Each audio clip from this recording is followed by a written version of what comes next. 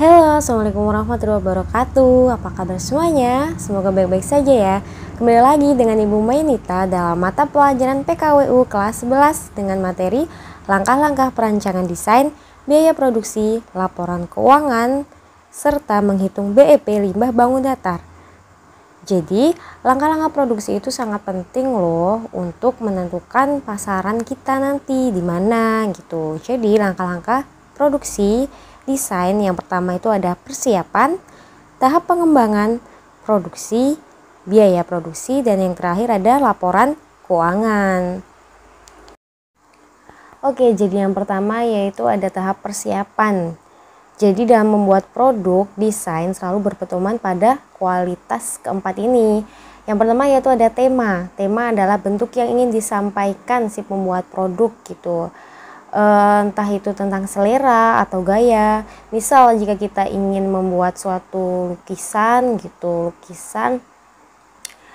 mungkin temanya bisa perbukitan atau di persawahan gitu. Jadi itu adalah contoh tema.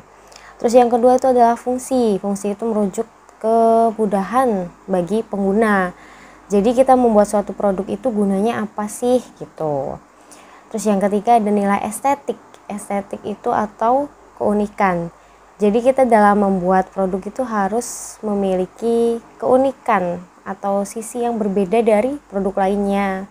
Jelas dong agar berbeda dan juga laku di pasaran gitu.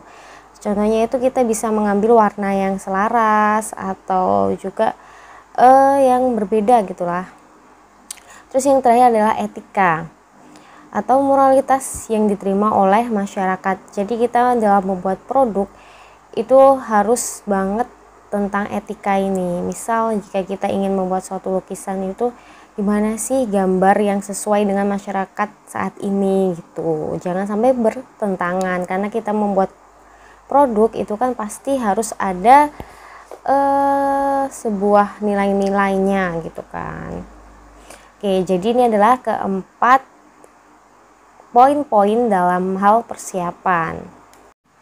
Setelah tahap persiapan, langkah selanjutnya adalah tahap pengembangan, di mana produk kita yang sebelumnya adalah abstrak sekarang sudah akan dijadikan sebuah produk yang nyata, yaitu dengan dua tahapan. Yang pertama adalah tahapan divergent, yaitu meliputi berbagai pola pengembangan desain kerajinan yang tidak tunggal, yaitu bisa seperti pembuangan struktur bentuk yang tidak perlu, penggabungan bentuk, melakukan proses standarisasi, perubahan bentuk desain kerajinan, dan lain sebagainya.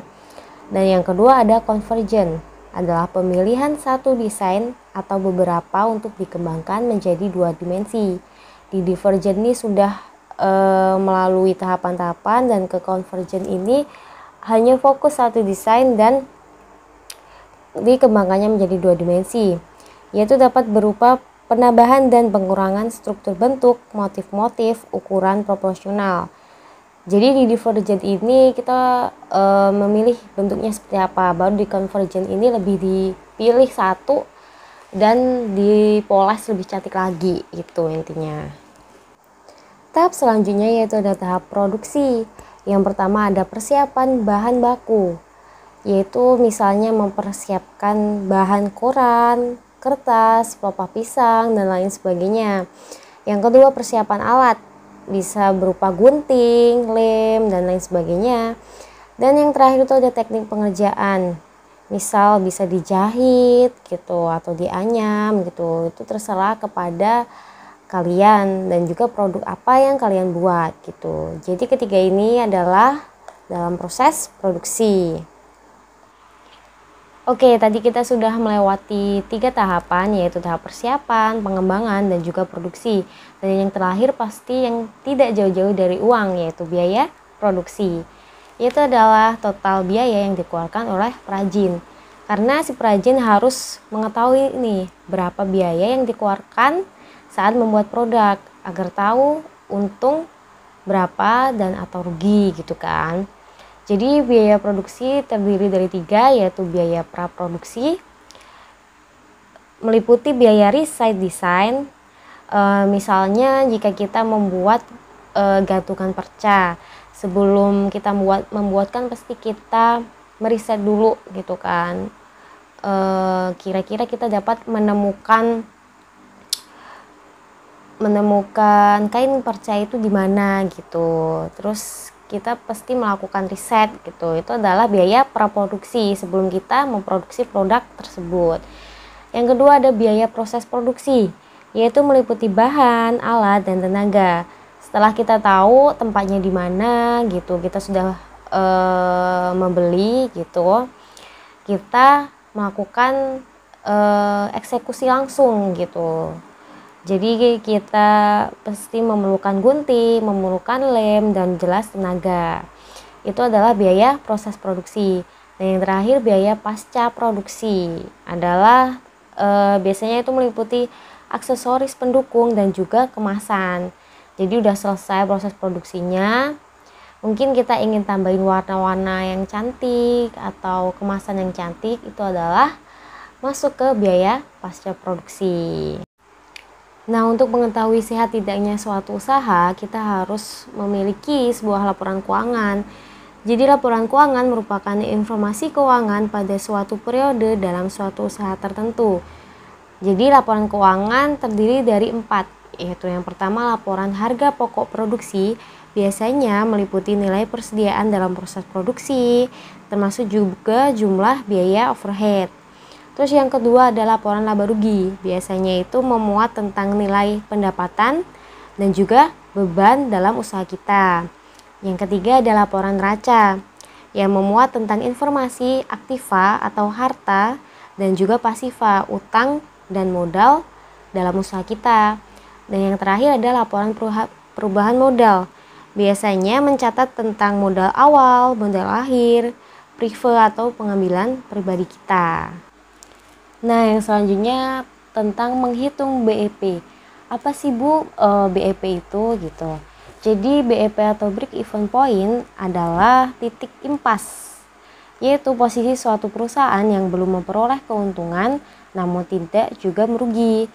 Jadi bisa diartikan seperti pendapatan itu sama dengan pengeluaran. Karena biasanya kalau kita memulai bisnis atau memulai usaha baru gitu, kita jarang ya langsung untung banyak gitu kan. Pasti biasanya kita adalah balik modal bahasanya. Nah, ini adalah BEP. Jadi untung enggak, rugi juga enggak gitu. Jadi komponen BEP itu di sini rumusnya ada BEP dalam unit dan BEP dalam rupiah. Ada FC. FC atau fixed cost adalah biaya yang tidak berubah meskipun terjadi perubahan kapasitas barang. Jadi biayanya itu tetap walaupun jumlah barangnya itu berubah-ubah. Misalnya itu biaya sewa gedung gitu. Terus ada VC atau variable cost adalah biaya yang berubah seiring dengan bertambahnya barang gitu. Contohnya adalah biaya bahan baku, biaya listrik gitu. Rumus BEP dalam unit adalah FC atau fixed cost dibagi P atau price atau harga dikurang VC, variable cost. BEP dalam rupiah rumusnya fixed cost dibagi 1 min VC per P. Oke, kita lihat contoh soal ya.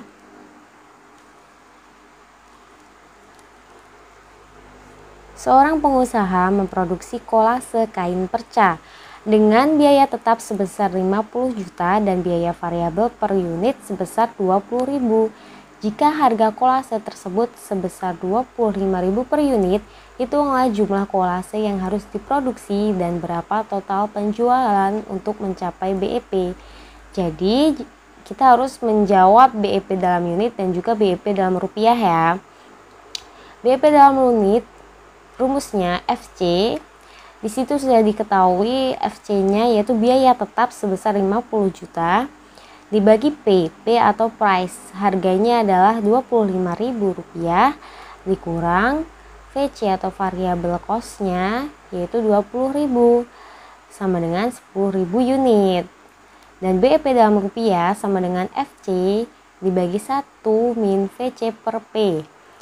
FC-nya adalah 50 juta dibagi 1 min 20.000 per 25.000. yaitu sama dengan 250 juta. Jadi dari perhitungan tersebut, untuk mendapatkan kondisi BEP, perusahaan harus memproduksi kolase sebanyak 10.000 unit dan menghasilkan penjualan sebesar 250 juta. Nah, itu tadi contoh soal dari perhitungan BEP. Sekian dulu pembelajaran kita hari ini. Jangan lupa dicatat dan dipahami ya. Nah, ini ada beberapa contoh produk limbah bangun datar buatan kalian. Yang belum, masih Ibu tunggu ya.